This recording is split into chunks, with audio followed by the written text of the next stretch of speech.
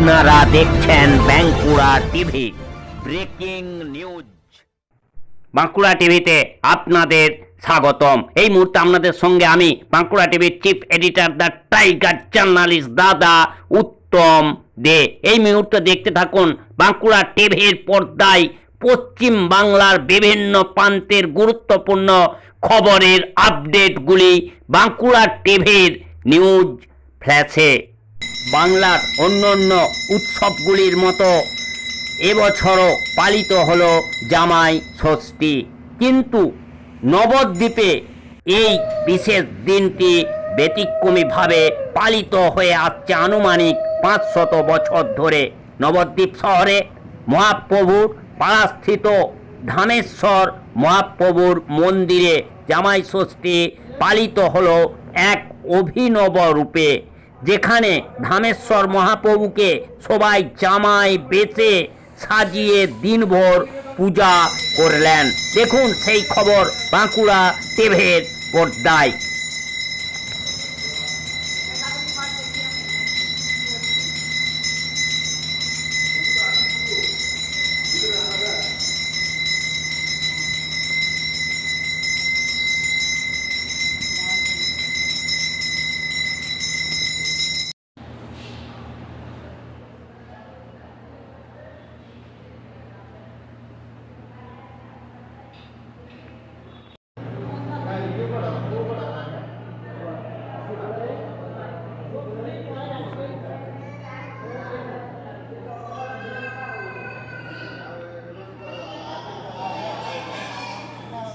জামাই ষষ্ঠী মহাপ্রভু ধামেশ্বরের জামাই ষষ্ঠী হিসাবে কিভাবে পালন করছে? দেখুন, আজকে হচ্ছে জামাই ষষ্ঠী, আমাদের একটা বিশেষ তিথি, বাঙালিদের রীতি অনুযায়ী। এই রীতি মা বিষ্ণুপ্রিয়া পরিবারেও খুব ভালোভাবে পালিত হয়। তার কারণ শ্রীমন মহাপ্রভু মা বিষ্ণুপ্রিয়া পরিবারের জামাতা, হ্যাঁ, তথা আমাদের নবদ্বীপ সমগ্র নবদ্বীপ নাগরীদের, আমাদের মাতাগণের সবার উনি জামাই ও পুত্র সন্তান। আর যেহেতু আমরা ষষ্ঠীর দিন কি দেখি, আমাদের মাতাগণ আমাদের ষাট দেন, সকাল থেকে তারা গঙ্গা স্নান করেন, ষষ্ঠী পুজো করেন, তারপর ষাট দেন। ঠিক এইভাবেও এই শ্রীমন মহাপ্রভু ধামেশ্বর মহাপ্রভুর যে সেবায়িত পরিবারের মাতাগণ, তারা আজকে সকালবেলায় হলুদের বাটা নিয়ে এসে মহাপ্রভুর সামনে রেখে তারা মহাপ্রভুকে ষাট দেন, পাখার বাতাস দেন। আপনারা কিছুক্ষণ আগে লক্ষ্য করলেন আমার যে দাদা যিনি সেবা করছিলেন, শ্রী শ্রী প্রভুপাদ রূপ গোস্বামী, উনি মহাপ্রভুকে ষাট দিলেন। তথা মহাপ্রভুকে দেখুন, আপনারা এখনও রয়েছেন সিংহাসনের সামনে, সমস্ত মৌসুমি ফল উনি তা নিবেদন করেছেন মহাপ্রভুকে। যেমন জামাই আসলে সকালবেলায় তাকে সব কিছু নিবেদন করা হয়, ঠিক সেইভাবেই আমাদের দাদা প্রভু তা নিবেদন করেছেন মহাপ্রভুকে সুন্দর। আর এখানে মাতা গোস্বামীরা তারা বেদির ওপর সমস্ত কিছু বরণডালা রেখে, আমরা ছোটোবেলা থেকে দেখে আসছি, এখানে তারা ষাট দেন মহাপ্রভুকে। আর যে গোস্বামী প্রভু পালা থাকেন তিনিও ষাট দেন। এরপর নবদ্বীপের মাতাগণ যারা গৌরন্ত পান, তারা যারা প্রত্যেক দিন আসেন, কিছুক্ষণ আগে আপনারা তাও দেখেছেন, তারা প্রত্যেক দিন মহাপ্রভুর সেবায় রত থাকেন, তারাও মহাপ্রভুকে ষাট দিয়ে বাড়িতে গিয়ে তারপর তাদের সন্তান বা জামাতাদের ষাট দেন। তাই এটা সমাহারে পালিত হয়। সকালবেলা মঙ্গল আরতির পর দেখা যায় মহাপ্রভুকে নিত্য স্নান করে, সুগন্ধি জলে স্নান করে সুন্দর পোশাক পরানো হয়েছে। তার মধ্যে সুন্দর ইয়ের পাঞ্জাবি রয়েছে, পাজামা রয়েছে, ধুতি রয়েছে, উত্তরীয় রয়েছে, সুন্দর মালা রয়েছে, যিনি আমাদের দাদা প্রভু পরিয়েছেন। এইভাবে তাকে পরানোর পর সুন্দর ভোগ দেওয়া হবে। মৌসুমি ফলের ভোগ হয়েছে, ভোগ হওয়ার পর আমাদের যে দুপুরে ভোগ দেওয়া হবে, এই দাদাদি আজকে ভোগের পালা, তিনি আজকে ভোগ দিচ্ছেন হচ্ছে নানা রকম পঞ্চব্যঞ্জন, ষোড়শপত্র ভোগ হবে নিত্য মহাপ্রভুর। তার সঙ্গেও আজকে বিশেষ পোস্ত, নানা রকম বড়া, নানা রকম ভাজা, এইসব পদ নিত্য ব্যঞ্জন হবে। পরমান্ন থাকবে, বিভিন্ন রকম মাতা বিষ্ণুপ্রিয়া পরিবারের মাতাগণ যে নাড়ু বা মিষ্টান্ন নিজের হাতে তৈরি করবেন, সেগুলো ভোগ হবে। তারপর বিকেলে রূপোর বাটিতে, রূপোর থালাতে আমরা দেখে আসছি বরাবরই ছানা ভোগ হয়। আজকে বিশেষভাবে ছানার সঙ্গে আরও বিশেষ পদ মিষ্টি থাকবে, সেটি ভোগ হবে। রাত্রিবেলায় যে আবার ভোগ হবে। রাত্রিবেলা আজকে মালপোয়া থাকবে, ক্ষীর থাকবে, লুচি থাকবে, ঘিয়ের লুচি থাকবে, নানা পদের মিষ্টান্ন থাকবে। যেমন জামাইকে আদর করা হয় তেমনি আদায় করে। এটা কি প্রতি বছরই হয়? প্রত্যেক বছর। আমি তো ছোটবেলা থেকে দেখে আসছি, এমনকি সমস্ত এখানকার গোস্বামীগণ, দাদাপ্রভু এদের মুখে শুনেছি, এদের পূর্বপুরুষ অনুযায়ী এটি চলে আসছে। যেমন আমরা জামাতাকে আদর যত্ন করি, এই বংশের জামাতা যেহেতু শ্রীমন পরমেশ্বর মহাপ্রভু, পরমেশ্বর ভগবান, তাকেও জামাই রূপে এইভাবে সুন্দরভাবে সাজিয়ে গুছিয়ে তাকে পাখার সার দিয়ে আজকে সারাদিন সুন্দরভাবে সেবা হয়। প্রত্যেক দিনই এখানে আমরা দাদাপ্রভুরা বা আমরা নবদ্বীপবাসীরা এখানে চৈতন্য মহাপ্রভুর সেবা পুজোয় ব্রতী থাকি। কিন্তু আজকে বিশেষভাবে আজকে আমরা জামাই রূপে মহাপ্রভুকে সেবা পুজো করা হয়। এখানে গোস্বামীগণরা তাই করে, সঙ্গে নবদ্বীপবাসীরাও যোগ হয়। মহা আনন্দে সমাহিতভাবে এটি পালিত হয়। আপনার নাম? আমার নাম কৌশিক চক্রবর্তী। আপনি কি হন মহাপ্রভু বাড়ির? আমি মহাপ্রভু এখানে আসি, এখানে আমার চেনা পরিচয় দাদারা খুব স্নেহ করেন, ভালোবাসেন। হ্যাঁ, আমার মামার বাড়ির সঙ্গে মহাপ্রভু বাড়ির একটা আত্মীয়তা আছে। তারপরে নানা ভাজা, 5 রকম ভাজা, তারপরে ডাল, যেরকম শুক্তোর নানান রকম রান্না করা হয়। এখানে আজকের দিনে তো একটু আলাদা হয়। একটু আলাদা বলতে নানান ধরনের কাঁঠাল, দই, মিষ্টি, আম, তারপরে ফলাদি, তারপর এটা কি নবদ্বীপের লাল দই? নবদ্বীপের লাল দই, লাল দই, সাদা দই, আম, নানান রকম যত ফলাদি আছে। ষষ্ঠীতে যেরকম বাহারি ব্যঞ্জন নানান রকম করা হয়, তা আমরাও মহাপ্রভুকে সেই হিসাবে করি। এটা আজকের জন্য স্পেশাল, জামাই ষষ্ঠীর আজকের জন্য জন্য আলাদা? একদম স্পেশাল। আচ্ছা, আর মহাপ্রভুকে যে পোশাকটা পরানো হয়েছে সেটা কি পোশাক, কি বেশ? এটা পাঞ্জাবি, আচ্ছা। জামাই বেশে করা। অন্যান্য সময় হয় না?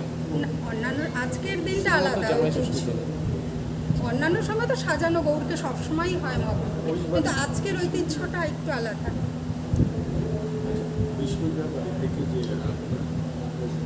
আপনার নাম? কাকুলি সাহেব। ষষ্ঠীর পুজো দিকে তা কি বাড়িতেও ষষ্ঠীর পুজো করেন? এই মহাপ্রভু মন্দিরে এটা বিশেষ কী কারণ? এটা আজকে জামা ষষ্ঠীর দিন, ওর জন্য আমরা সব নবদ্বীপের জামাই মহাপ্রভু, তার জন্য আমরা সব গঙ্গায় স্নান করে সেই জামাইকে যেমন করে আপ্যায়ন করা হয়, আমরা মহাপ্রভুকেও সেইভাবেই আপ্যায়ন করি। প্রতি বছরই আসেন? হ্যাঁ, প্রতি বছরই। আমার বাড়ি এই নবদ্বীপে। হ্যাঁ, কি কি দিয়ে বাবু পুজো মন্দিরের দিতেন? সামনে আমাদের এখানে প্রথমে মালা দেওয়া হয়, মহাপ্রভুকে সাজিয়ে মালা টালা পরানো হয়। তারপরে আম, কলা, নানান রকমের ফল দিয়ে আমরা পুজো দিই। আবার এই পাখা দিয়ে সার দেওয়া হয়। পাখাটাকে সাজানো হয় দুব্বো, আম, কলা, বাঁশের ডগ, তারপর কারম চা দিয়ে পাখাটাকে সাজিয়ে পাখা দিয়ে আমরা সার দিই। আর যেটা হাওয়া দিয়ে এটাকে বলা হয় সার। আপনার নাম? আমার নাম জলি। জামাই ষষ্ঠীর দিন সকালে গঙ্গায় স্নান করতে নেমে চরম পরিণতি হুগলির কোন্নগরের এক যুবকের। ঘটনাটি ঘটেছে কোন্নগর বার মন্দির ঘাটে সকাল 8:30 নাগাদ। মৃত যুবকের নাম ত্রৌনিক গোস্বামী, বছর 20 এর। ওই যুবক কোন্নগর আনন্দম এলাকার বাসিন্দা। ঘটনায় বড় মন্দিরে নিরাপত্তা নিয়ে প্রশ্ন তুলেছেন এলাকার সাধারণ মানুষ।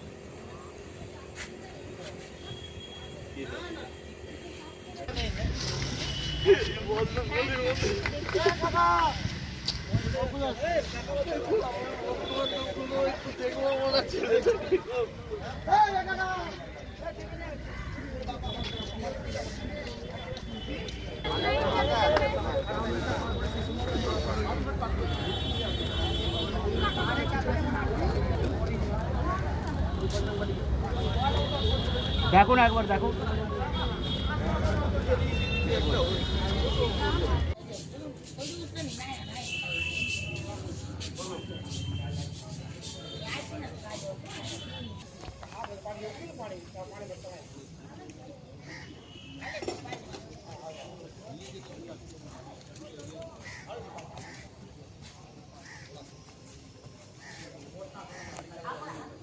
হ্যাঁ, তো কি বলবেন আজকে যে ঘটনা ঘটেছে, আপনিও তো একজনের গার্জেন, কি বলবেন এই ঘটনা কতটা দুর্ভাগ্যজনক, যাতে আগামী দিনে না হয়? প্রশাসনের কি উচিত তৎপর হওয়া? আপনিও তো একজন গার্জেন, একজন গার্জেনের কোল খালি হয়েছে, কি বলবেন?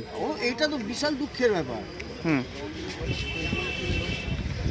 আপনি কখন জানতে পারলেন গোটা ঘটনা? আমি এক্ষুনি এলাম, ফোন করে এলাম। আপনিও তো একজন বাবা, কি মনে হয় কি হলে এই ধরনের দুর্ঘটনা এড়ানো যায়? এটা দেখুন, এটা এবার এটা কীভাবে, এটা যদি গার্জেন সচেতন না হয় কীভাবে এড়াবে? আপনার নাম দাদা? শিল্প মুখার্জি। ধন্যবাদ। বলবেন না দাদা, ওনাকে ছেড়ে। কেন আসলি গঙ্গাটা?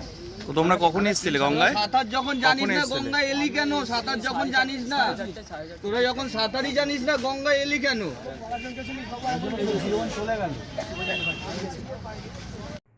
সাত সকালে জমি থেকে মৃতদেহ উদ্ধার করাকে কেন্দ্র করে এলাকায় চাঞ্চল্য।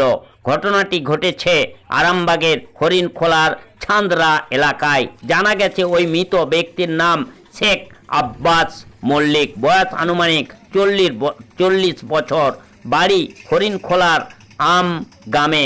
জানা গেছে এই দিন সকালে কয়েকজন চাষি এই জমিতে তার দেহ পড়ে থাকতে দেখে।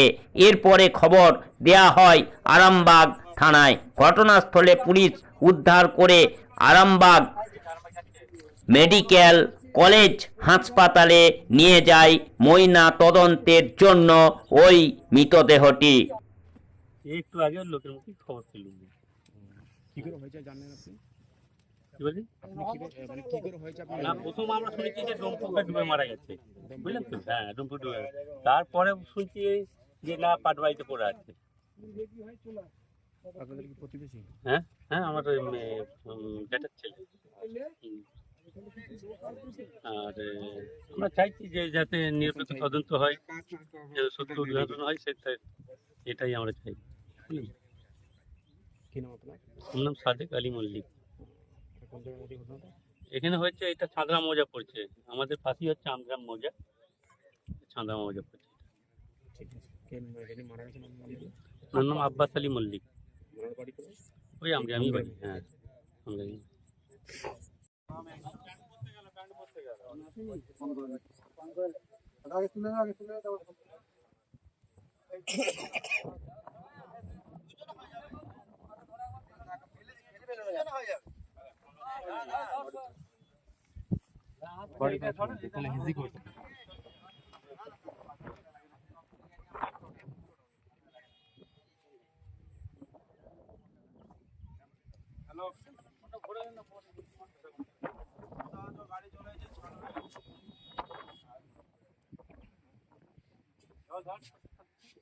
গাড়ি দিয়ে যাবে,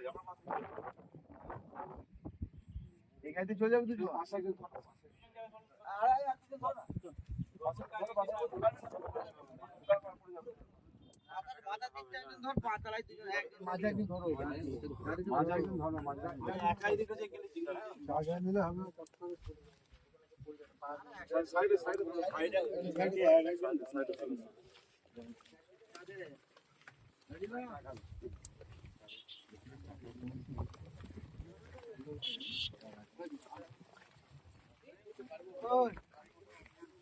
আগে তো যাও, আগে তো যাও।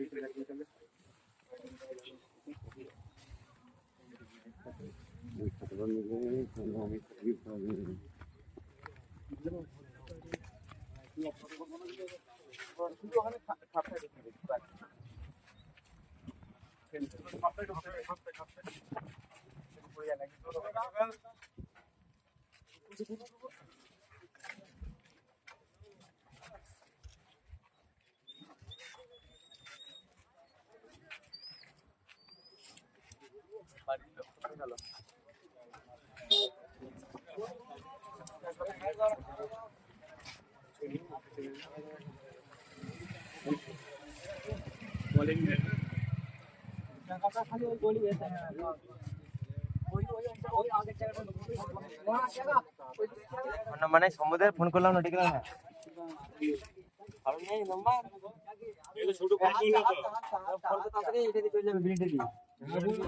দাঁড়িয়ে থাকি, ওখানে দাঁড়িয়ে থাকতে পারে।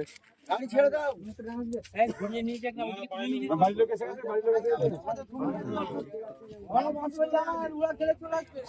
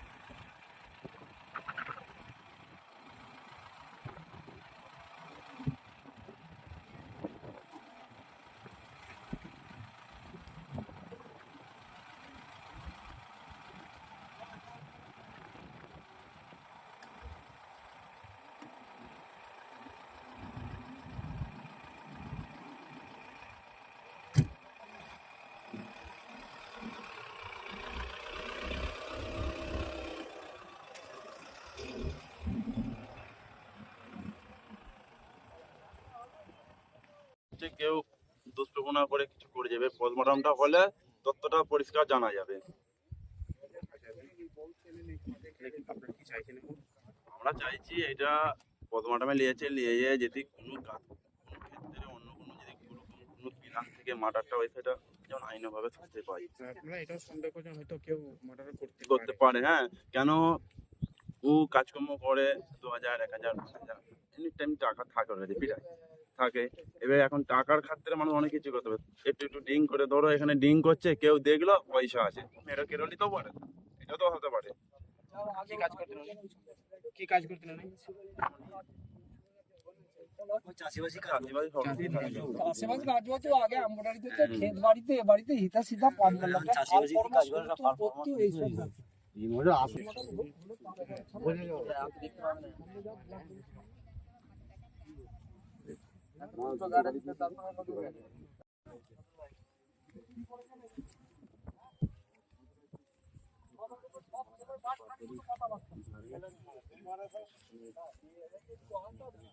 তুই চুপ কর।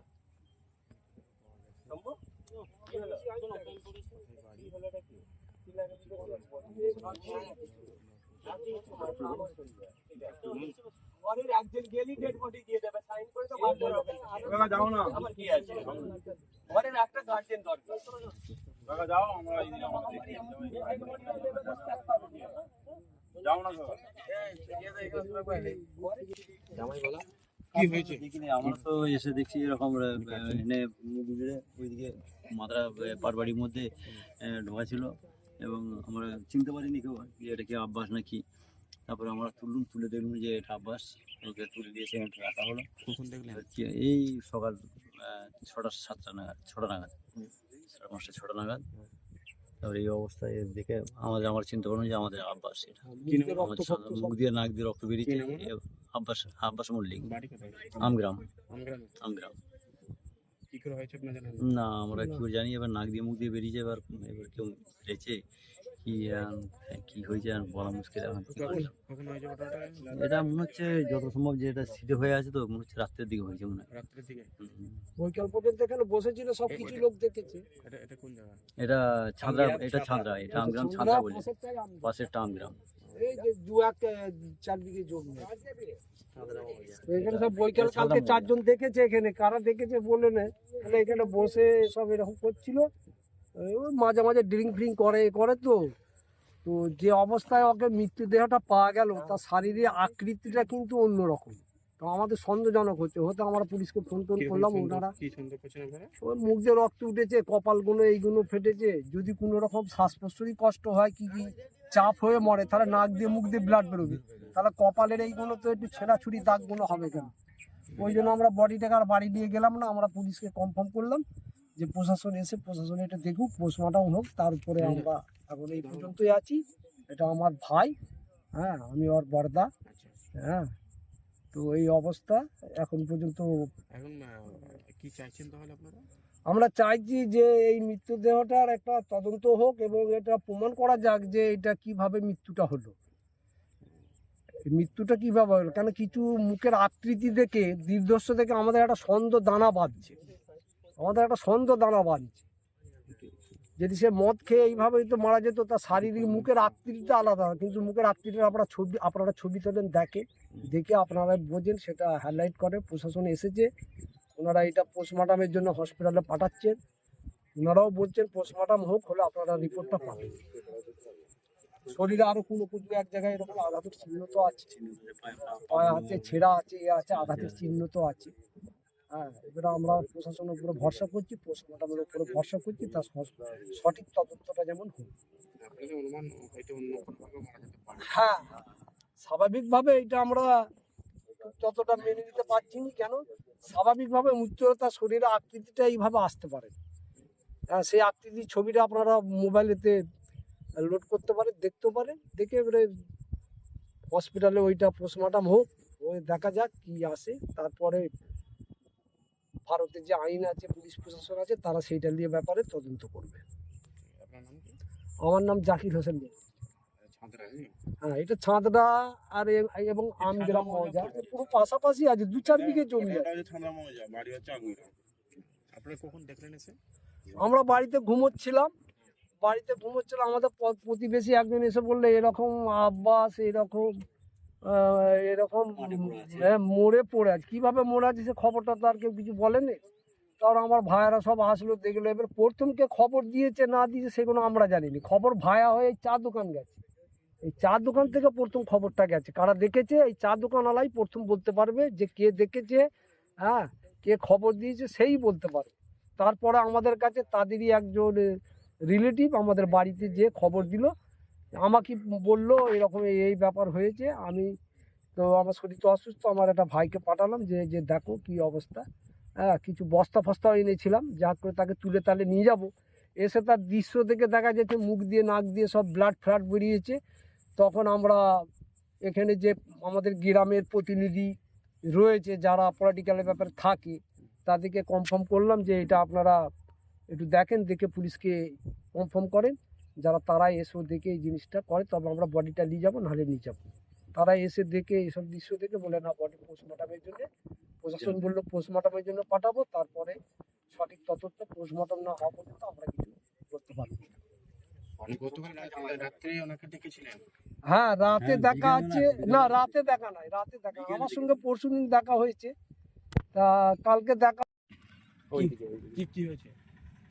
শুনলাম যে ওখানে আমগ্রামে বাড়ি, এখানে রাত্রে ডেড বডিটা পড়েছিল। এখন সব তদন্ত চলছে। বেশি কিছু বাড়ি কোথায় ওনার? আমগ্রামে বলছে। কি নাম জানি না।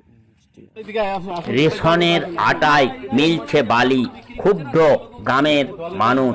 রেশন সামগ্রী বিক্রি হচ্ছে দেদার। পরিস্থিতি সামাল দিতে উপস্থিত উপপ্রধান।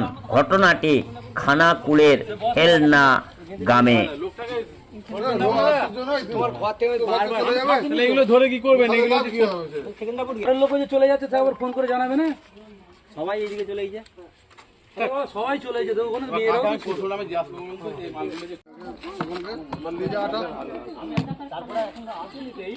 কি হয়েছিল বিষয়টা?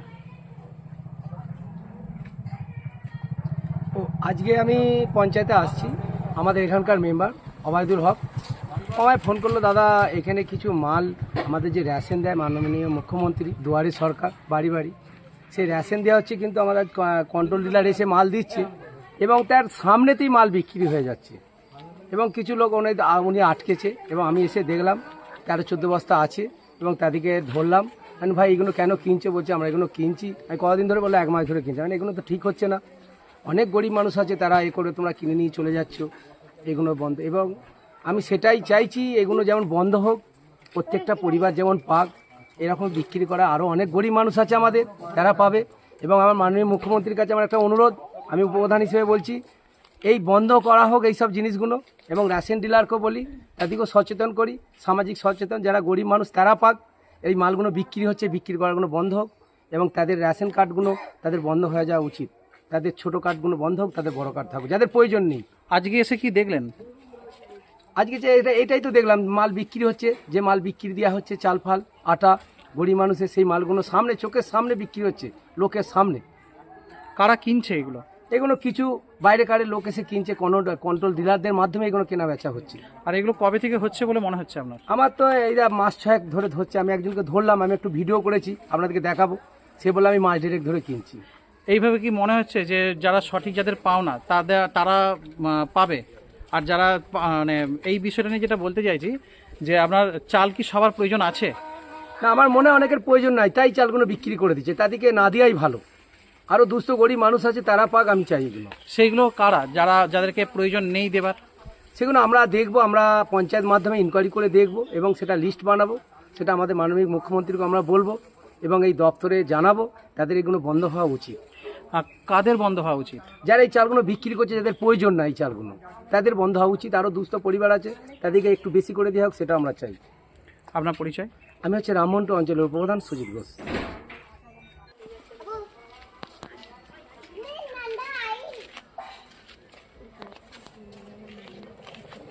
কি হয়েছিল বিষয়টা? বিষয়টা হয়েছিল দীর্ঘ কিছুদিন ধরেই আমার কাছে খবর থাকে যে আমাদের গ্রামে যে দুয়ারে সরকার ক্যাম্প চলে রেশনের, তো কিছু কিছু ব্যক্তি আছে যারা রাজ্য সরকারের এই যে চাল আটা দেয়া হয়, তো তারা নাকি বিক্রি করে। তো খবরটা আমি রাখি। হঠাৎ করে আমি যখন বাড়ি এলাম বাজার থেকে, আসার পর দেখছি আমার বাড়ির সামনে একটা ব্যক্তি বাইকে বসে আছে, দুদিকে বস্তায় করে লোড করা আছে মাল। আমি জিজ্ঞাসা করলাম যে তোমার বস্তায় কি আছে? বলছে চাল আর আটা। আমি তাকে জিজ্ঞাসা করলাম যে চাল আর আটা কেনার পারমিশন কে দিয়েছে, সরকারি মাল? তিনি আমাকে একটা প্রশাসনের কোনো নাম বলার পরেই আমি সঙ্গে সঙ্গে আমাদের লোকাল ভিলেজ পুলিশকে ফোন করি। করার পরে সে ইমিডিয়েটলি সঙ্গে সঙ্গে চলে আসে। আসার পর আমি নিজে থেকেই ফুড ইন্সপেক্টর সাহেবকে, বিডিও সাহেবকে ফোন করার পর ফুড ইন্সপেক্টর সাহেব নিজে এসেছিলেন, আপনারা দেখলেন। তারপরে আমি দেখলাম ওখান থেকে কিছু দূর আমি আগিয়ে এসে দেখছি এখানে পাঁচিলের গায়ে এখানে 8-10 বস্তা চাল আটা এরকম লাগানো আছে। লাগানোর পর যে ব্যক্তিরা কিনছিল তাকে বললাম তুমি বসো এখানে। বসার পর আমি যখন দেখতে এসেছি সেই গাড়ি নিয়ে চম্পট দেয়। যাবার পর আমি এখানে এসে দেখি আটা চাল বস্তা পড়ে আছে, আমরা আটক করে রেখেছি। আটকে রেখে আমাদের বিডিও সাহেবকে ফোন করে জানালাম বিষয়টি। জানার পর ফুড দপ্তর থেকে পাঠিয়েছিলেন, সেটা উনি এসেছিলেন, সরেজমিনে তদন্ত করেছে। আমার একটা বক্তব্য যে যিনি রেশন ডিলার আছেন ওনাকে একটু সচেতন হওয়া দরকার। কোন রেশন ডিলারকে বলছেন? আমাদের এই যে রেশন ডিলার আছে হেলানের স্বপন চক্রবর্তী। তো স্বপন চক্রবর্তী রেশন ডিলারকে এর আগেও আমি বলেছিলাম, আজকে ফুড ইন্সপেক্টর সাহেবের সামনেও বলেছি যে একটু সচেতন হওয়া দরকার। আপনি যেখানে মাল দিচ্ছেন আপনার থেকে 200 মিটারও হয় না, আপনার থেকে 50 ফুট দূরেই মাল বিক্রি হচ্ছে, কিন্তু আপনি কোনো প্রতিবাদ করছেন না। এইভাবে চলতে পারে না। কেন? আমাদের রাজ্য সরকার মানুষ যারা খেতে পায় না তাদেরকে দিচ্ছে মালগুলো খাবার জন্য, বিক্রি করার জন্য নয়। কিন্তু কিছু কিছু ব্যক্তি আছে যাদের প্রয়োজন নাই, কিন্তু আমার মনে হয় সেই ব্যক্তিগুলোকে আমরা চিহ্নিত করব আগামী দিন। চিহ্নিত করে যেহেতু তাদের দরকার নেই বিক্রি করছে, যারা ক্ষুধার্ত আছে তাদের প্রয়োজন আছে, তাদেরকে সেই মালটা দেওয়া উচিত মনে করি। আর যাদের নেবার দরকার হবে প্রয়োজন হবে তারা নেবে, আর কিন্তু যাদের প্রয়োজন নাই যারা বিক্রি করছে, তো আমরা আগামী দিন এটা আমরা চিন্তা ভাবনা করব কিভাবে কি করলে কি করা হয়। আপনার নাম? আমার নাম শেখ ওবায়দুল হক, রামমন্টু গ্রাম পঞ্চায়েতের আমি নির্বাচিত একজন পঞ্চায়েত সদস্য। আর কোন রেশনের ডিলারের কাছে এই সমস্যাটা হয়েছে? স্বপন চক্রবর্তী, হেলান রেশন ডিলার। যে রেশনের যে ধার্য করা প্রয়োজনে যে জিনিসপত্র দেয়া হচ্ছে সাধারণ মানুষের উদ্দেশ্যে, কেউ কেউ ডিলারের কাছে বিক্রি করে দিচ্ছে এবং কেউ কেউ দূরবর্তী কোনো জায়গায় বিক্রি করে দিচ্ছে চাল আটা, আবার কারোর প্রয়োজন আছে যারা ফুটিয়ে খাচ্ছে। এই ব্যাপারে বেশ কয়েকদিন ধরে কিন্তু বিভিন্ন মানুষের কাছে অভিযোগ আসছে, এই নিয়ে কি বলবেন? দেখুন, এই ব্যাপারে কানাঘোষা কথা আমাদের কানেও এসেছে। তো এই নিয়ে কোনো জিও আমাদের কাছে নেই, তবে এই বিষয়টা ঊর্ধ্বতন কর্তৃপক্ষের কাছে আমাদেরকে পাঠানো হচ্ছে। নিউজ আমরা পাঠাচ্ছি, জানাচ্ছি আমাদের যে হায়ার অথরিটি আছে। তো যা সিদ্ধান্ত নেওয়ার ঊর্ধ্বতন কর্তৃপক্ষই নেবে, ডিপার্টমেন্ট নেবে। তো তারপরে আমরা এই ব্যাপারে কথা বলতে পারবো, স্টেটমেন্ট দিতে পারবো। যারা বিক্রি করে দিচ্ছে বা যারা যে সমস্ত রেশন ডিলাররা কিনে নিচ্ছে, তাদের চালগুলো কি বন্ধ হওয়া প্রয়োজন আছে বলে মনে করছেন? সেই সমস্ত গ্রাহকদের এই ব্যাপারে স্টেটমেন্ট আমি দিতে পারি না, কারণ এই স্টেটমেন্টটা ডিপার্টমেন্ট দেবে, তাদের সিদ্ধান্তই চূড়ান্ত। আপনার পরিচয়? আমি সাব ইন্সপেক্টর, খানাকুল 1 ব্লক। আপনার নাম? মিমো মণ্ডল। পুলিশের বড়সড় সাফল্য, উদ্ধার 30টি মোবাইল ফোন। পুলিশের উপর মানুষের বিশ্বাস অনেকটাই যখন কমে এসেছে, ঠিক তখনই এক অন্য ছবি। চুরি বা হারিয়ে যাওয়া 30টি মোবাইল ফোন উদ্ধার করে মোবাইল ফোনের মালিকদের হাতে তুলে দিলেন খোদ পুলিশ আধিকারিকরা। মানুষের জীবনে এক অন্যতম ভূমিকা রয়েছে মোবাইল ফোন। রাস্তাঘাটে চলতে গেলে প্রত্যেকের হাতেই থাকে মোবাইল ফোন। বিভিন্ন সময় দেখা যায় কখনো পকেট থেকে, কখনো বা ব্যাগের মধ্য থেকে চুরি করে নিচ্ছে চোরেরা মোবাইল ফোন। তখন কি করবেন কিছুই বুঝে উঠতে না পেরে শেষে পুলিশের দ্বারস্থ হতে হয় সকলকেই। এমনই ঘটে যাওয়া ঘটনার বেশ কয়েকটি লিখিত অভিযোগ দায়ের করা হয়েছিল উত্তর 24 পরগনা জেলার গোবরডাঙ্গা থানার অন্তর্গত মছলন্দপুর তদন্ত কেন্দ্রে। লিখিত অভিযোগ পাওয়া মাত্রই মছলন্দপুর পুলিশ আধিকারিক বিপ্লব সরকার নিজে বিষয়টিকে গুরুত্ব দিয়ে দেখেন। পরবর্তীতে একের পর এক মোবাইল ফোন উদ্ধার হয়। ফোন করা হয় মোবাইল মালিকদের। কারোর মোবাইল ফোন 1 বছরের উপরে চুরি হয়ে গিয়েছে। মোবাইল ফোন উদ্ধার করে মোবাইল ফোনের মালিকদের হাতে একত্রিত করে মছলন্দপুর তদন্ত কেন্দ্র থেকে তুলে দেওয়া হয়। তাদের একটি অনুষ্ঠানের মধ্য দিয়ে উপস্থিত ছিলেন হাবড়া এসডিপিও প্রসেনজিৎ দাস ও গোবরডাঙ্গা থানার ভারপ্রাপ্ত পুলিশ আধিকারিকরা। হারিয়ে যাওয়া মোবাইল ফেরত পেয়ে খুশি সকলে। কি বলছেন পুলিশ আধিকারিক এবং ফেরত পাওয়া মোবাইল মালিকেরা, শুনে নিন। আন্তরিকভাবে আপনাদের এই কাজের জন্য প্রশংসা জ্ঞাপন করছি। আশা করি আপনাদের কাছে সবসময় আমরা সহযোগিতা পাবো ভারতীয় নাগরিক হিসাবে। ধন্যবাদ।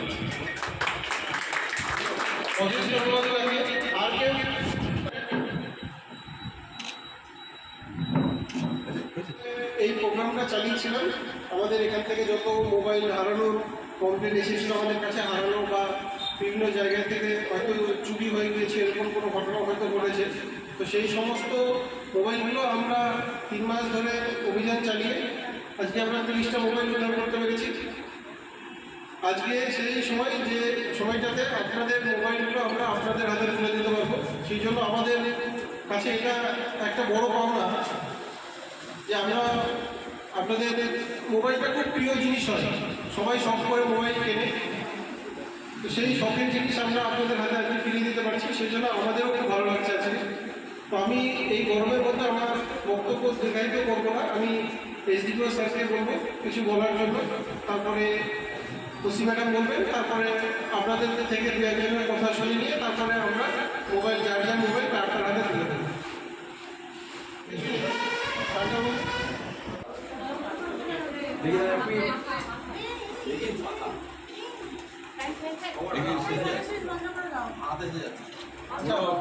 মাথা ছেড়ে যাবে।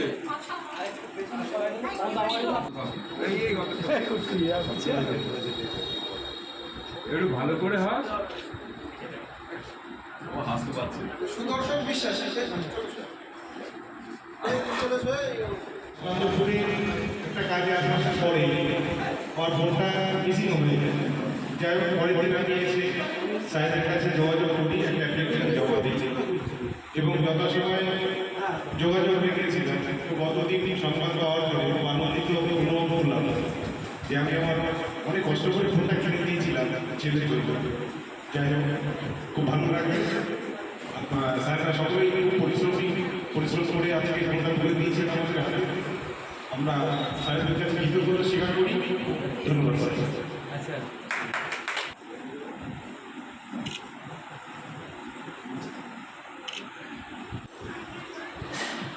সুমিত বিশ্বাস,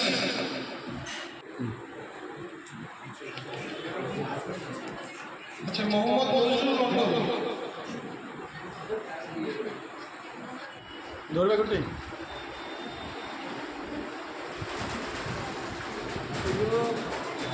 আচ্ছা এমন কেউ আছে এদিকে দেখান ধরবে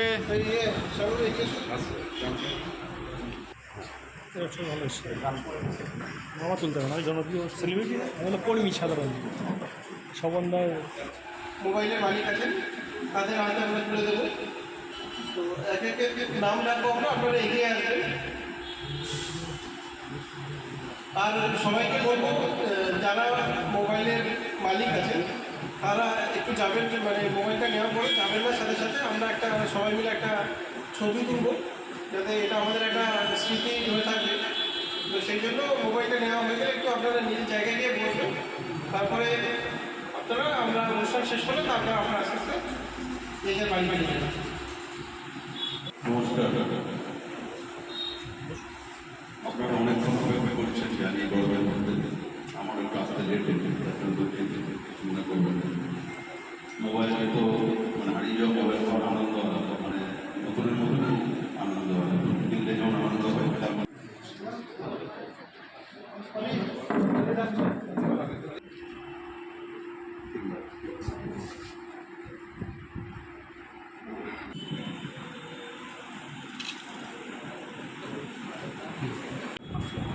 নমস্কার, আপনারা আজকে এখানে উপস্থিত হয়েছেন একটা বিশেষ উদ্দেশ্যে। মসলান্দপুর ফার্টিং চার্চ বিপ্লব কাজটা খুব ভালো করেছে ও এবং ওর টিম। ও আগেও ওসিএসও যে ছিল, টেকনিক্যাল নলেজটা আমাদের থেকে অনেক বেশি জীবনে জানা। তো এই কাজটা খুব কিন্তু মানে আমি বলবো খুব টায়ারিং কাজ, মানে হচ্ছে খুব সময় সাপেক্ষ কাজ। আপনি ভাবছেন যে মোবাইলটা আমার হারিয়ে গেছে, সবাই আসে যে কখন খুঁজে পাবো কখন খুঁজে পাবো, আপনারা পেয়েছেন কিনা, কিন্তু এটা কিন্তু করতে অনেক সময় সাপেক্ষ কাজ। আপনার ধরুন ফোনটা হারিয়ে গেছে, তারপরে সেখান থেকে আপনাদের সিম নাম্বারটা বা ইমেল নাম্বারটা সেটা সার্চ করে সেখান থেকে সেটা কোথায় থাকতে পারে তার লোকেশন ট্র্যাক করে বের করে সেখান থেকে মোবাইলটা উদ্ধার করে আনা, এটা কিন্তু খুব একটা সহজ কাজ নয়, যথেষ্ট সময় সাপেক্ষ।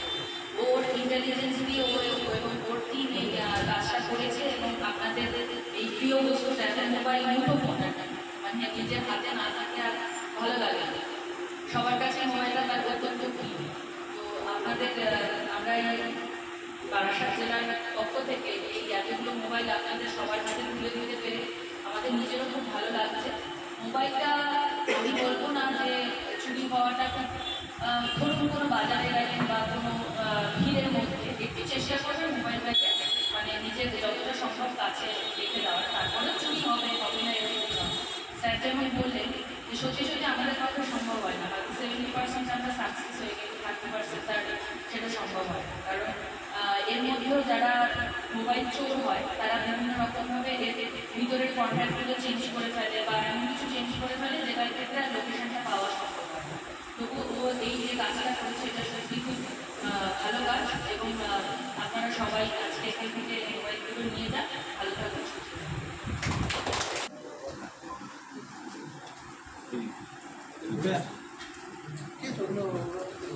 এদিকে তাকান, এদিকে তাকান, এদিকে তাকান, দেখি সবাই দিকে তাকান, সবাই দিকে তাকান। দিয়ে রেখেছিলাম আর বাইরে ঘর আছে ওখান থেকে চার্জে দিয়ে রেখেছিলাম। পরে এসে দেখে কি ওই ব্যাগের মধ্যেই চার্জের ইটা আছে, কর্ডটা আছে, কিন্তু মোবাইলটা নেই। বাড়ি থেকে হয়েছে? বাড়ির থেকে হয়েছে। এতদিন পরে মোবাইল ফেরত পেয়েছেন, কেমন লাগছে? আমার খুব ভালো লাগছে, এবং শুধু ভালো লাগলেই হবে না, আমি পেয়েছি তা বড় কথা না, যারা আমাকে পাইয়ে দিয়েছে আমার ডিপার্টমেন্টের পরে বড় আস্থা, আজকের দিনে যখন দাঁড়িয়ে আমার বড় আস্থা আসলো। আমি আগে কি পিছনে আমার যা ছিল না, কিন্তু আমার ব্যক্তিগত জীবনে যখন আমি পেয়েছি 3 মাস পরে হলেও আমি পেয়েছি, সেই আমি খুব খুশি। এবং আমার ডিপার্টমেন্টের পরে, পুলিশ ডিপার্টমেন্ট পরে আমার খুব আস্থা আসে, এবং আস্থা আসলো, এবং মস্তপুর আইসি যাতে আমাদের সাথে সবসময় জন্য এইভাবে সহযোগিতা করে, আমি আশা রাখবো। এইটাই আমার বক্তব্য। আর কিছু বলার আছে?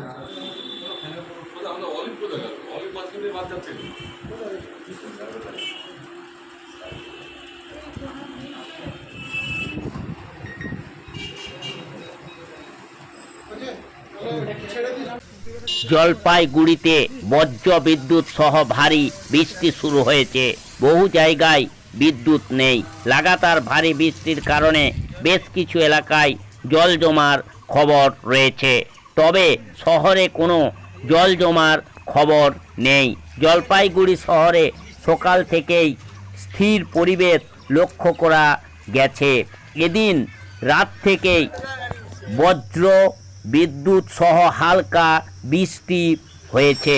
এর ফলে উত্তরের জেলাগুলোর মধ্যে জলপাইগুড়ি জেলাতে কিছুটা হলেও ঠান্ডার পরিবেশ তৈরি হয়েছে। তবে সকালে কিছুটা বৃষ্টি হলেও আস্তে আস্তে সেই বৃষ্টি কমেছে, ফলে স্বস্তির নিঃশ্বাস ফেলেছেন জলপাইগুড়ির বাসিন্দারা। বৃষ্টি হওয়ার ফলে অনেক মানুষই তাদের গন্তব্যস্থলে যেতে কিছুটা হলেও দেরি হয়েছে। তারা মনে করছেন এই ধরনের বৃষ্টি তাদের অনেকটাই ভালো হচ্ছে।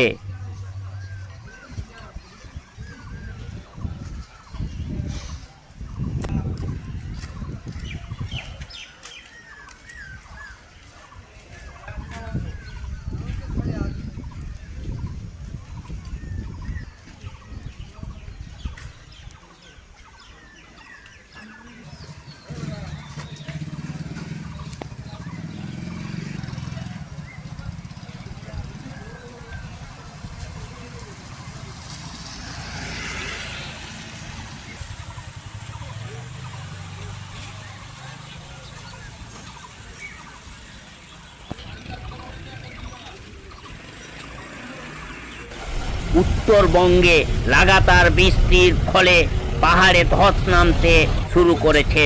আটকে পর্যটকরা, এখন পর্যটকরা সমস্যায় পড়েছেন।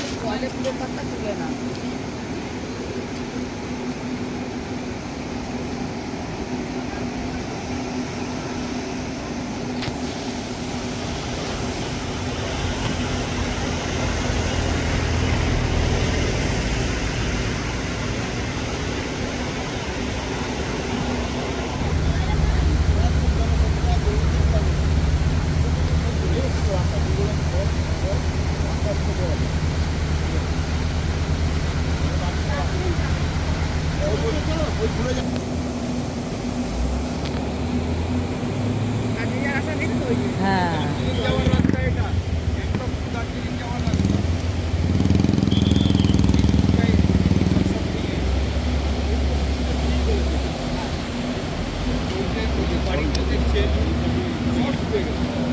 এই যত বাড়ি আছে সব ডুবে গেছে। এই যে বাড়িতে মাটি করে গলি ছিল না,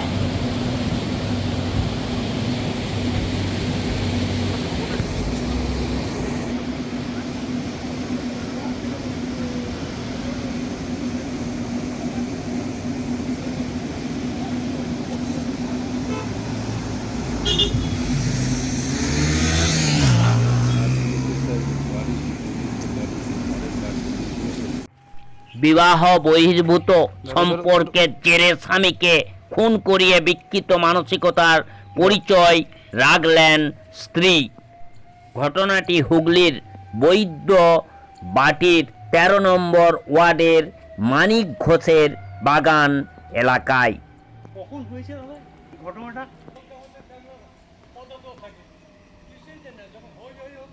কখন সেটা রাত্রির কখন?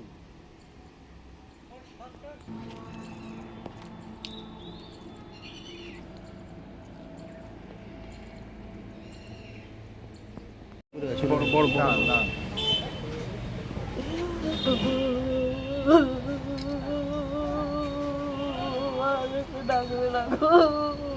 হাত ডুবছে হাত ডুবছে হাত ডুবছে।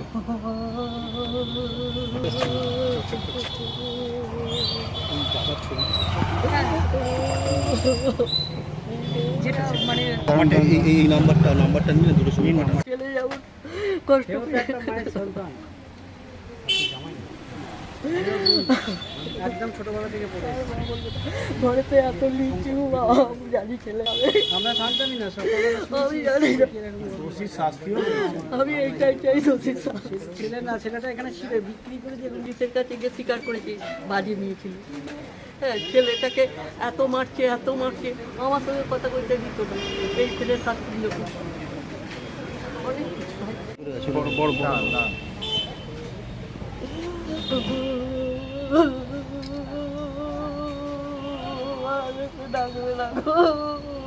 হাত ডুবছে হাত ডুবছে হাত ডুবছে।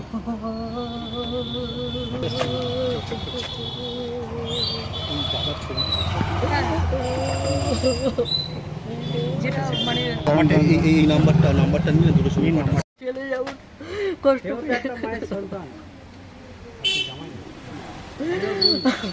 একদম ছোটবেলা থেকে পড়ে ঘরেতে এত লিচু বাবা জানি ছেলে হবে আমরা জানতামই না আমি জানি দোষী শাস্তিও আমি এইটাই চাই দোষী শাস্তি ছেলে না ছেলেটা এখানে ছিল বিক্রি করে যে পুলিশের কাছে গিয়ে স্বীকার করেছে বাজি নিয়েছিল হ্যাঁ ছেলেটাকে এত মারছে আমার সঙ্গে কথা বলতে দিত না এই ছেলের শাস্তি দিল অনেক কিছু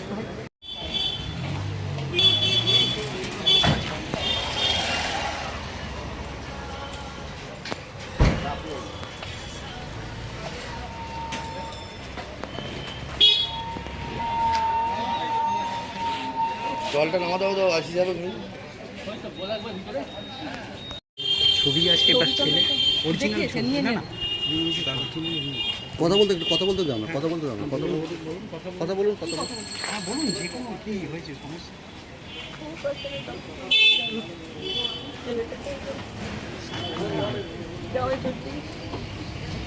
জামাই ষষ্ঠী তখন ছেলে বলছে যে শাশুড়িরা তো নেমন্তন্ন করে তুমি কেন করছো এসো না অনেক কিছু খাওয়াবো নিজ মাছ ভাজা খাওয়াবো ছেলেটা রাত্রি 12 ঘন্টা ডিউটি দেয় সকালবেলা 12 ঘন্টা ডিউটি করে নাইট ডিউটি ফিরে এসেছিস তখন পুলিশ ফোন দিচ্ছে আচ্ছা বলে দিন ধরো যাও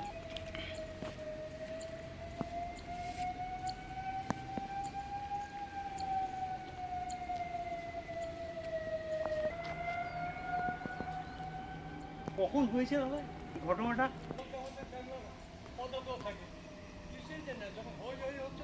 কখন সেটা রাত্রির কখন?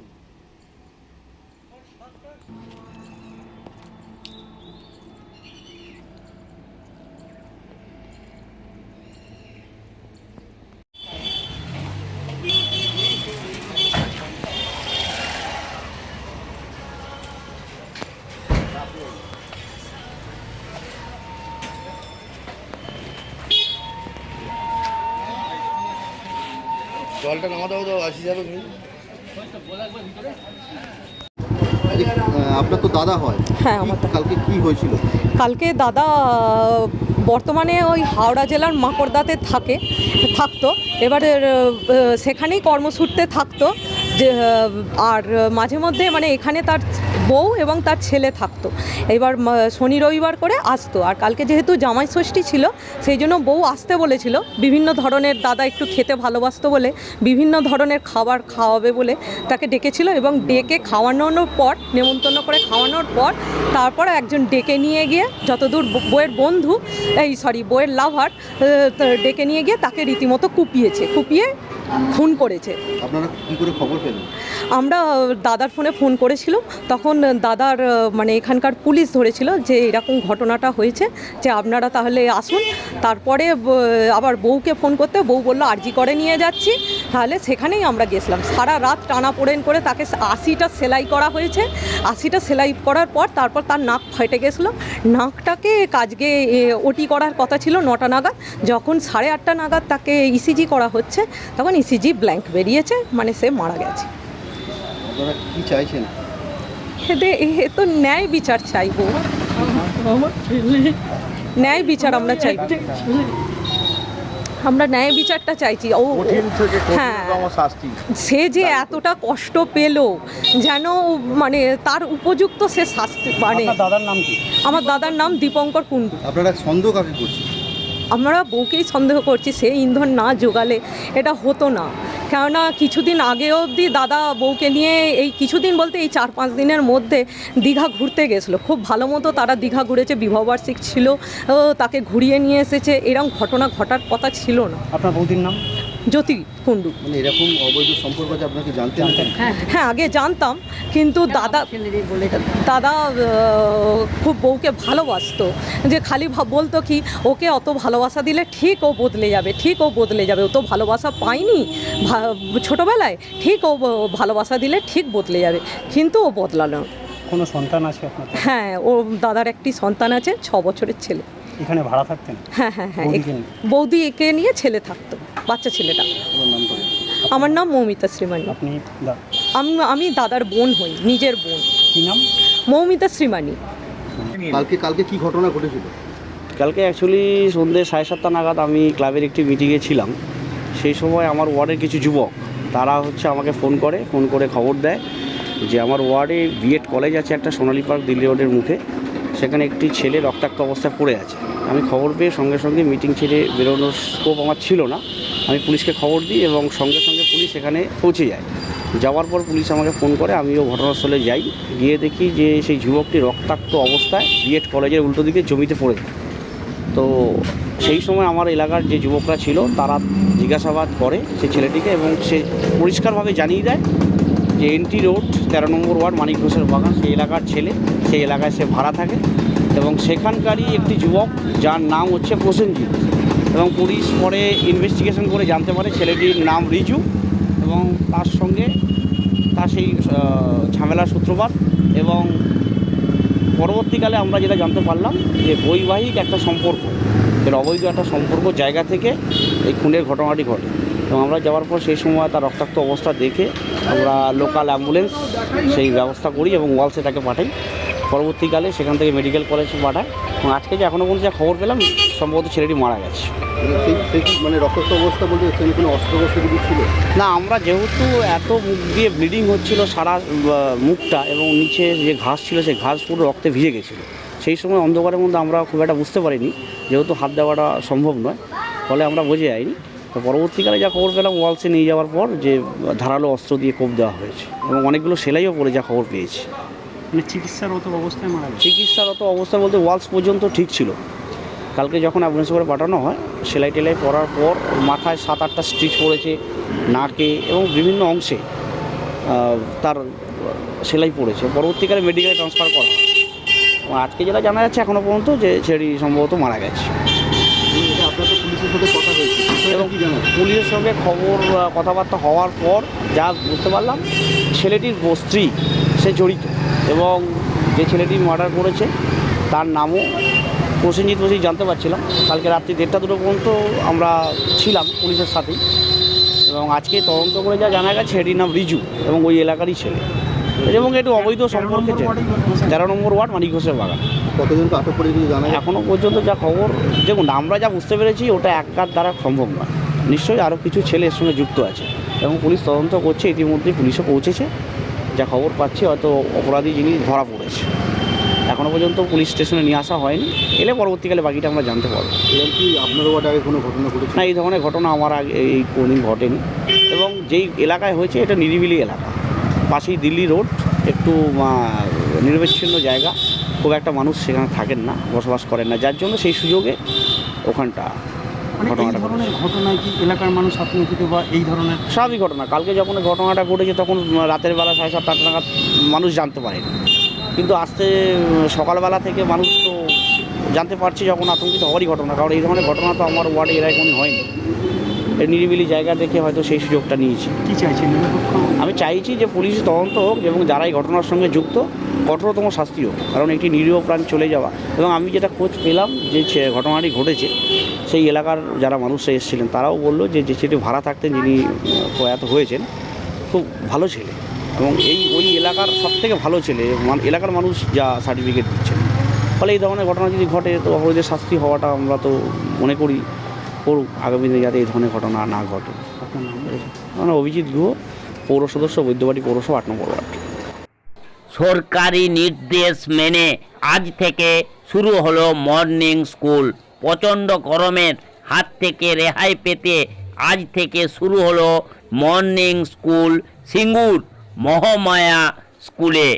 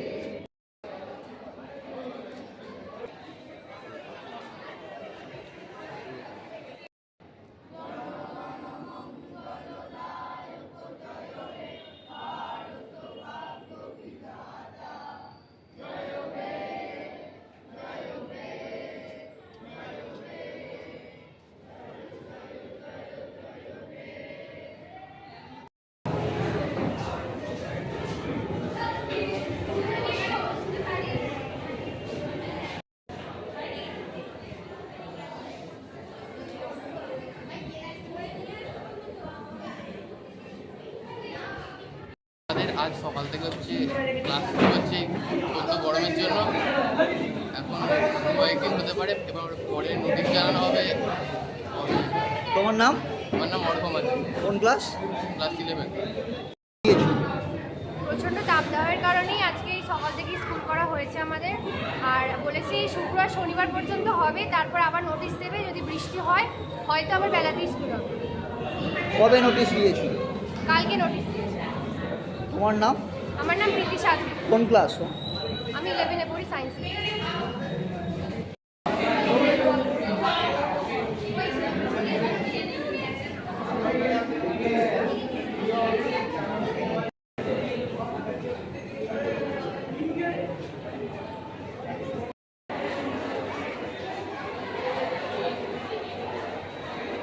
কারণ মেলাতে স্কুল হলে যে আমাদের কষ্টটা হতো সেটা থেকে মুক্তি পাওয়া গেছে, এবং সকালবেলা স্কুল হয় ভালো লাগে, ঠান্ডা ঠান্ডা স্কুল হচ্ছে, ক্লাস হচ্ছে, আমরা সবাই। গরমে কি অসুবিধা হতো? গরমে অসুবিধা হতো বলতে মেলাতে স্কুল হলে যে কষ্টটা হতো, মানে স্কুল একটা বাড়ি থেকে আসা, তার জার্নি এবং খাবেন একটা ব্যাপার, কেন গরমে সেই থেকে একটু সুস্থ হয়। তাই তো এখন কি চাইছো? মর্নিং স্কুলই হোক? হ্যাঁ, আপাতত হোক, এবার গরমটা কমলে স্যারের সিদ্ধান্ত হয়। তোমার নামটা বলে দাও। আমার নাম সৃজন বলে। কি নাম? সৃজন বলে। ছাত্র উপস্থিতি। হ্যাঁ, পশ্চিমবঙ্গ সরকারের নির্দেশিকা মেনে পশ্চিমবঙ্গের সমস্ত স্কুলের মতো সিঙ্গুর মহামায়া স্কুলেও আমরা আজকে মর্নিং সেকশন চালু করেছি। ছেলেদের মধ্যে যথেষ্টই আমরা দেখলাম আজকে তাদের মধ্যে উৎসাহ বা সাড়া, তার কারণ হচ্ছে উপস্থিতিও আমরা সেটা লক্ষ্য করেছি যে ডে সেকশানেতে যে উপস্থিতি হয় আজকে তুলনামূলক কিছুটা হলেও স্টুডেন্ট সংখ্যা যেন বেড়েছে বলেই মনে হচ্ছে। কারণ সত্যি যেভাবে সারা পশ্চিমবঙ্গে যেভাবে একটা দক্ষিণবঙ্গে বিশেষ করে হিট ওয়েভ চলছে, তাতে করে যে কোনো বাচ্চারই বিপদ আপদ ঘটে যেতে পারে। তো আমাদের ম্যানেজিং কমিটি, আমাদের স্টাফ কাউন্সিল বা সমস্ত টিচার ম্যাডাম, আমরা সবাই কালকে তড়িঘড়ি কালকে একটা নিজেদের মধ্যে আলোচনা করে নিয়ে আর এই সিদ্ধান্ত নিয়েছি। এবং সেই সঙ্গে আর একটা ব্যাপার আছে, আমাদের এই মহামায়া হাই স্কুলের প্রেমিসেসের মধ্যে প্রাইমারিটা চলে, ফলে তাদেরও পঠন পাঠনের দিকটা মাথায় রেখে এবং মিড ডে মিল, সর্বোপরি মিড ডে মিল সরকারের যে প্রকল্প বাচ্চাদের জন্য যে মিড ডে মিলের ব্যবস্থা আছে, সেটা আমাদের একই কিচেন সেটের মধ্যে প্রাইমারি এবং হাই দুটোই চলে। ফলে ওইটুকু জায়গার মধ্যে তাদের রান্নারও অসুবিধার দিকটাও মাথায় রাখতে হবে, রেখেছি আমরা সেটা। সেই জন্য আমরা গার্জেনদের কাছে, বিশেষ করে ক্লাস 5 to 8 আমরা গার্জেনদের কাছে আবেদন রেখেছি যে বাচ্চাদের কাছ সঙ্গে অল্প হালকা টিফিন বা বিস্কুট জল যেন একটু দিয়ে পাঠায়, আমরা টানা ক্লাসগুলো করিয়ে একদম মিড ডে মিল খাইয়ে বাড়ি পাঠিয়ে দেবো। এটা কোনো টিফিন হচ্ছে না, না। আর এই টাইমের মধ্যে আবার আলাদা করে টিফিন নেওয়ার মানে ওয়ার্কিং আওয়ার তো এমনি তাদের নষ্ট হয়েছে গরমে ছুটির জন্য। সেই জন্য আমাদের শিক্ষক বা শিক্ষিকারা তারা সিদ্ধান্ত নিলেন যে টানা আপনি ক্লাসগুলো করিয়ে বরং মিড ডে মিল খেয়ে ছেড়ে। স্যার, আমি বর্তমানে সিঙ্গুর মহামায়া উচ্চ বিদ্যালয়ের ভারপ্রাপ্ত প্রধান শিক্ষক শিশির কুমার মাই। আইন অন্ধ নয়, তারই প্রমাণ দিল খানাকুলে। 16/20 রুটের পাশে পিডব্লিউডির জায়গার উপর অবৈধ নির্মাণ হাইকোর্টের অর্ডারে বুলডোজার চালিয়ে গুঁড়িয়ে দেয়া হলো। দেখুন সেই খবর বাঁকুড়া টিভির পর্দায়।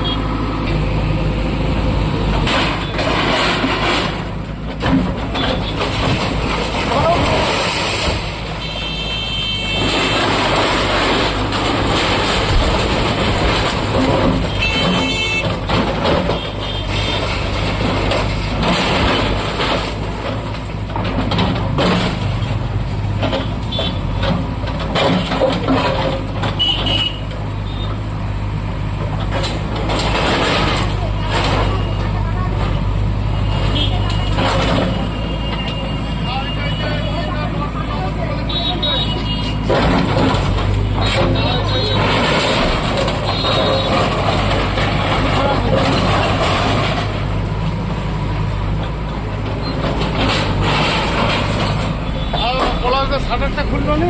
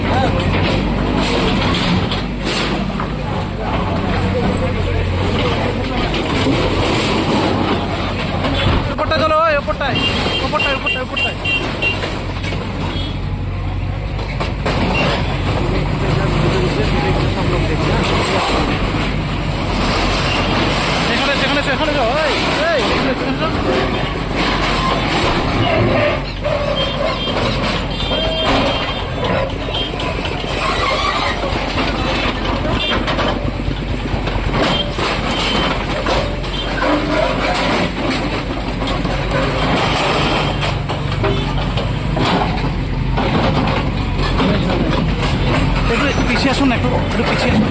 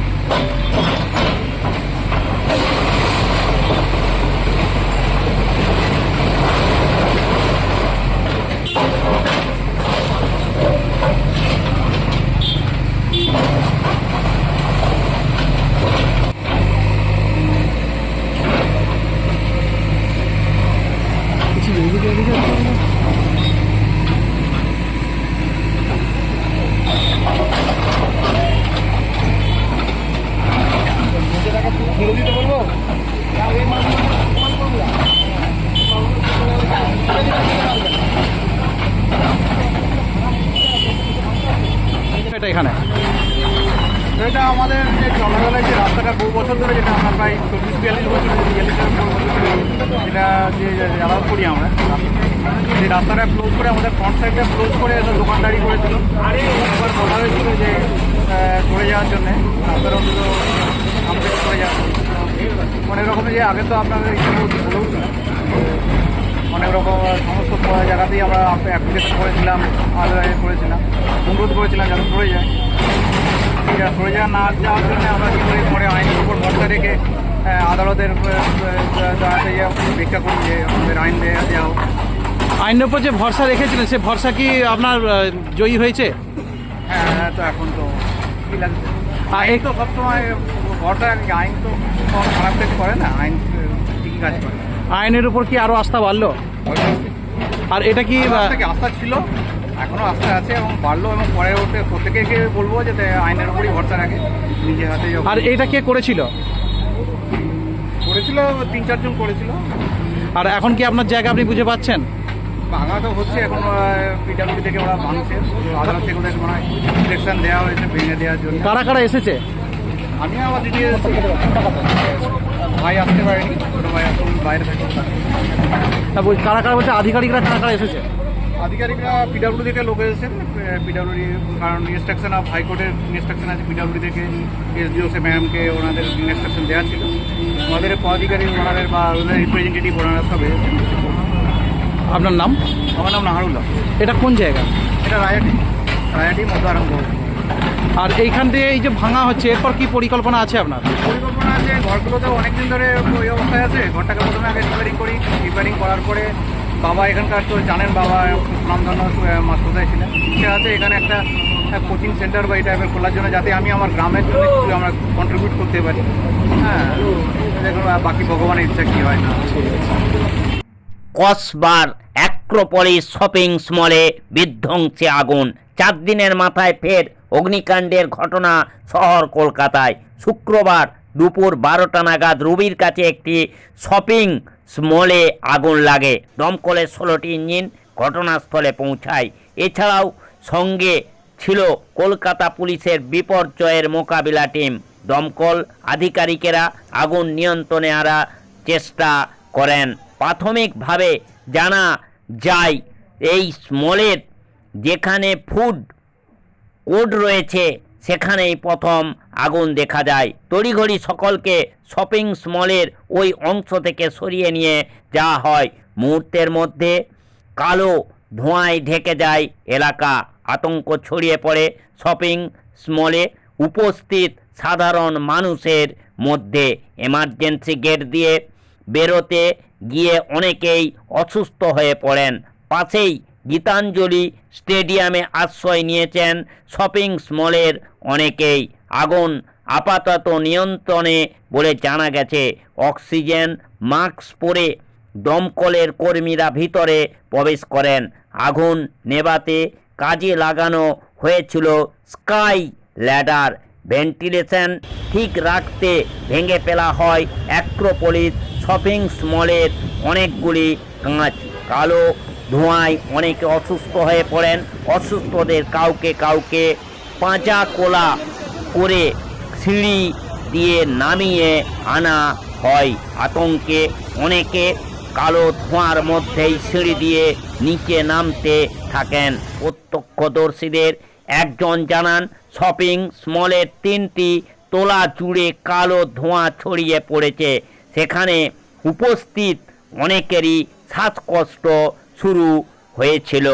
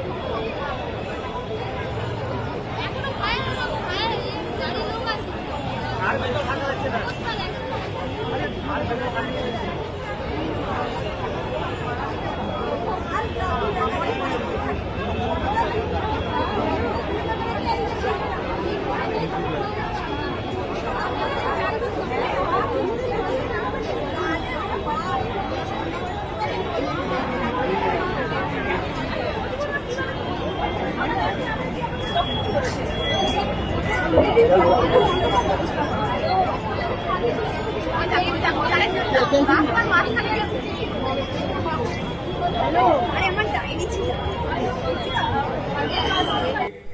ডাক বিভাগের পক্ষ থেকে মহিলাদের সশক্তিকরণের জন্য ভারত সরকারের এক নতুন যোজনা মহিলা সম্মান সেভিংস সার্টিফিকেট। এই প্রকল্পের সুবিধা সাধারণ মানুষের কাছে পৌঁছে দেওয়ার জন্য আজ হুগলি জেলার নবিশপুর নান্দা বাজার এলাকায় ভারতীয় ডাক বিভাগের পক্ষ থেকে এক সাধারণ মানুষকে নিয়ে সচেতনতা শিবিরের আয়োজন করা হয়। এই সভায় বহু সাধারণ মানুষ সহ ডাক বিভাগের উচ্চপদস্থ কর্মীরা উপস্থিত ছিলেন। এই ডাক বিভাগের উচ্চপদস্থ আধিকারিক দেবরাজ শেট্টি জানান, বর্তমানে সাধারণ মানুষের লাইফ ইন্স্যুরেন্স পলিসি খুবই জরুরি পরিষেবার মধ্যে পড়ে গেছে। আগে বিভিন্ন ধরনের প্রাইভেট সংস্থা এই ধরনের পলিসি করত। ইদানিংকালে ভারত সরকারের তৎপরতায় এই ধরনের ইন্স্যুরেন্স পলিসি সাধারণ মানুষের কাছে পৌঁছে দিতে গ্রামে গ্রামে এই ধরনের কর্মসূচি চালিয়ে যাচ্ছে এবং চলবে ভারতীয় ডাক বিভাগের পক্ষ থেকে।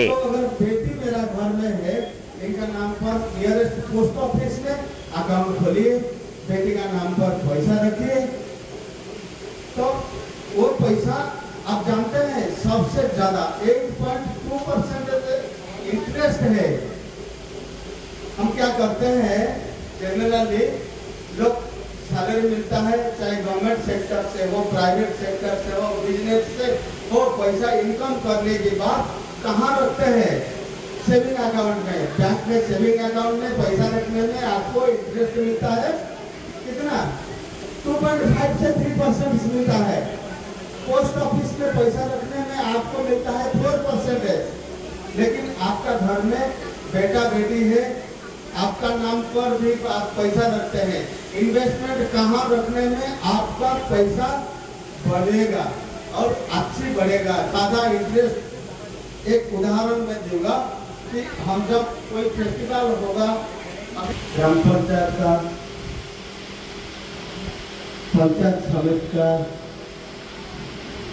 मेंबर साफ होता हूँ, मैं धन्य मन करता हूँ। मेरा एक्चुअली मेरा घर वेस्ट बंगाल नहीं है, मैं बंगाली नहीं हूँ, आई बिलोंग टू उड़ीसा।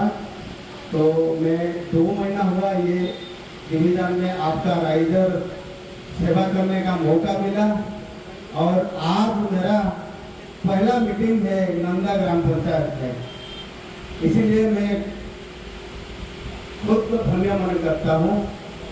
आज ये मीटिंग का उद्देश्य है हमारा डाक विभाग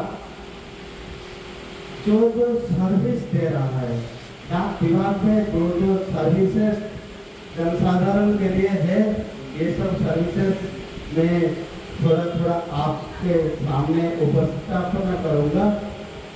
तो ना থাকি আর যদি আমরা ইন্স্যুরেন্স করি, আমরা যদি সুস্থ থাকি, ইন্স্যুরেন্সের টাকা কিন্তু আমরা পুরোটাই ফেরত পাবো এবং সেটা 5.2 পিএলআই এর জন্য আর এর জন্য 4.7 ইন্টারেস্টে, যেটা আপনারা নিজে আজকে নিজে চেক করে যে কোনো ইন্স্যুরেন্স কোম্পানির সাথে আপনারা চেক করে দেখে নিতে পারবেন। আমাদেরটা অ্যাটলিস্ট 1.5 আমি নিজে করেছি, আমি নিজে করতে সবাই নিয়ে बहुत स्टेट में काम किया, बंगाल में अभी पहला बार काम कर रहा हूँ, उड़ीसा में काम किया, आसाम में काम किया। तो हम हर मीटिंग में बोलता हूँ, आज हम जो इनकम कर रहे हैं, इनकम का पहला खर्च सेविंग होना चाहिए, क्योंकि हर पेरेंट्स का एक एम्बिशन होता है। जब घर में बच्चा पैदा होता है, चाहे बेटा हो या बेटी हो, खुशियाँ आता है घर में। लेकिन सब्सिक्वेंट पीरियड में हम संचय नहीं करेंगे, ना बेटा का नाम पर ना बेटी का नाम पर संचय नहीं करेंगे, तो उनका भविष्य हम कैसे आशा करेंगे कि अच्छा बनेगा। भविष्य में हमारा बेटा बेटी को अच्छी स्कूल में पढ़ाई करने के लिए सब पेरेंट का मांग है, अच्छा नौकरी कराने के लिए सबका इच्छा शक्ति है, लेकिन उसका पीछे पैसा का आवश्यक है। आज का दिन में फोर्सफुल करेंगे, आप लोग का सहयोग चाहिए सभी स्तर से। मैं निवेदन करूंगा पंचायत से लेकर ग्राम और आपका स्टेट का जो अधिकारी सब बड़ा अधिकारी है वो सबका मदद लेगा। और ये ग्राम पंचायत को मेरा पहला संकल्प है, ये पहला मीटिंग है इसीलिए मैं बोल देता हूँ, संपूर्ण सुकन्या ग्राम बनाएंगे। यही लक्ष्य लेके हम आए हैं नंदा ग्राम पंचायत में। आप जानते हैं बेटी बचाओ बेटी पढ़ाओ योजना भारत सरकार का, इसी योजना का अंतर्भुत एक योजना है सुकन्या समृद्धि योजना। हमारा गांव में जो बच्चे लोग है कन्या संतान के लिए भारत सरकार का एक योजना बनाया है, तो उसका नाम है सुकन्या समृद्धि योजना। जन्म से लेकर 10 साल उम्र तक कन्या रत्न सबको हम सुकन्या योजना में शामिल करने के लिए आज हम ये मीटिंग बुलाया नंदा ग्राम पंचायत में। सरपंच महोदय को हम निवेदन करूंगा कि हमारा ये ग्राम पंचायत में कितना सारी कन्या रत्न है 10 साल की उम्र तक, सभी का नाम पर पोस्ट ऑफिस में एक अकाउंट खोलेंगे, जिस अकाउंट का नाम है सुख समृद्धि योजना। भारत सरकार ने किया था इसलिए कि कन्या रत्न के लिए पढ़ाई में भविष्य में उच्च शिक्षा के लिए इनका शादी के लिए कुछ पेरेंट्स को कुछ प्रॉब्लम नहीं आना चाहिए। जन्म से अगर कन्या रत्न के नाम पर हम थोड़ा सेविंग करेंगे, थोड़ा पैसा रखेंगे, अकाउंट खोलेंगे, इनका उच्च शिक्षा जब पढ़ाई करने के लिए उनका उच्च शिक्षा के लिए आएगा, कॉलेज पढ़ेगा, इंजीनियरिंग पढ़ेगा, डॉक्टरी पढ़ेगा, तब पैसा का हम लोग क्या करते हैं जनरली गांव में क्या करते हैं, जो पैसा हम कमाते हैं सब हमारा south Hooghly division postal division south Hooghly postal division हमारा एक अवेयरनेस कैंप बनाया नंदा ग्राम पंचायत में। ग्राम पंचायत का प्रधान भी उपस्थित थे, ग्राम पंचायत का ग्रामवासी बहुत उपस्थित थे। उन लोग के बीच में हम सुकन्या समृद्धि योजना का बेनिफिट्स इसके बारे में हम चर्चा किए, लोगों का अवेयरनेस क्रिएट कराया। और ये जो सुकन्या समृद्धि योजना में हमारा ये ग्राम पंचायत को एकदम संपूर्ण सुकन्या ग्राम में बनाने के लिए प्रतिशुद्ध भी मिला ग्रामवासी वृंदन। और आज का दिन में हमको मिला है ऑन द स्पॉट हम 20-22 प्रपोजल भी मिला है। और हमारा लक्ष्य है इस ग्राम पंचायत का सभी कन्या संतान जो जन्म से 10 साल उम्र तक है सभी को इस योजना में शामिल करेंगे और हमारा जो एक ग्राम पंचायत को सुकन्या समृद्धि ग्राम में शामिल करेंगे। अगले दिन क्या आशा रखते हैं ये लोगों एक काम करेगा क्या? बहुत सारे प्राइवेट कंपनी है कि भारत सरकार ने जो योजना बनाया ये लोगों का बेनिफिट के लिए कन्या संतान को अग्राधिकार दिया गया है ये योजना में। और उन कन्या संतान का भविष्य उज्जवल भविष्य और उनका पढ़ाई और उच्च शिक्षा एवं मैरिज के लिए पेरेंट्स को कोई तकलीफ ना है, इसीलिए भारत सरकार ने बनाया सुकन्या समृद्धि योजना। ये हर girls child up to 10 years उनके नाम पर सुकन्या समृद्धि अकाउंट खोल के इसका रेट ऑफ इंटरेस्ट है आज ऑन डेट ये 8.2% है। इसको बहुत लोग ने एक्सेप्ट किया है। ये अंचल में लोगों ने जो अवेयरनेस आज क्रिएट किया गया, हमारा गाड़ी प्रचार गाड़ी जाके घर घर खुले और प्रचार किया तो बहुत रेस्पॉन्स आया है। बहुत लोग ने आज ज्वाइन किया था और ये हमारा योजना को सफल करने के लिए प्रतिश्रुति भी मिला है। पंचायत से प्रतिश्रुति मिला है, पंचायत का प्रधान भी प्रतिश्रुति दिया है और हमारा साथ पोस्टल डिपार्टमेंट के साथ मिलके हमारा ये नंदा गांव को संपूर्ण सकन्या ग्राम में परिवर्तन करेंगे। संपूर्ण ग्राम का सब बच्चे लोग को अप टू 10 ईयर्स सबको ये योजना में शामिल करेंगे और लाभ लेंगे। आपका शुभ नाम? Devraj Sethi, senior superintendent south Hooghly division, Srirampur. Thank you.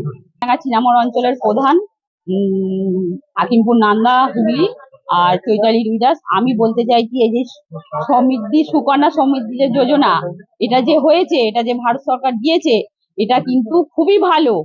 এটা সকলকে নিয়ে মানে আশাকর্মী থেকে আমার এই যে স্যারেরা এসেছেন এদের নিয়ে সবাইকে নিয়ে গ্রামে গ্রামে গিয়ে এইটা সবার মধ্যে ছড়িয়ে দিতে হবে, তবে এইটা এগিয়ে যাবে, তবে এই জিনিসটা মানে সুফল হবে।